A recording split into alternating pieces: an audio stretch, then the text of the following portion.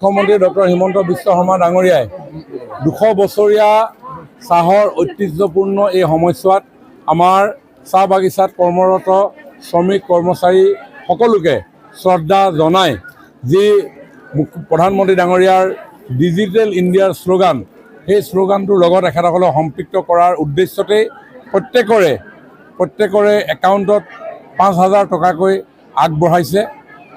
উদ্দেশ্য যাতে আৰ্থিকভাৱে তেখেতসকলে অকণমান সকাহ পায় আৰু লগতে ডিজিটেল ট্ৰেনজেকশ্যনৰ ক্ষেত্ৰত তেখেতসকল উৎসাহিত হয়। তাৰে পৰিপ্ৰেক্ষিতত প্ৰায় 6 লাখ চাহ শ্ৰমিকলৈ কৰ্মচাৰীলৈ এই সহযোগিতা আগবঢ়াইছে। আজি আমি নাহৰকটীয়া সমষ্টিৰ ভাতৃপ্ৰতিম বিধায়ক তৰংগ গগৈ ডাঙৰীয়াৰ লগত আমি একেলগে আমাৰ 2টা সমষ্টিৰ মধ্যস্থলত অৱস্থিত তিনিআলি বাগিচাত আমি 1900 শ্ৰমিক কৰ্মচাৰীলৈ এই চেকসমূহ আমি অৰ্পণ কৰোঁ।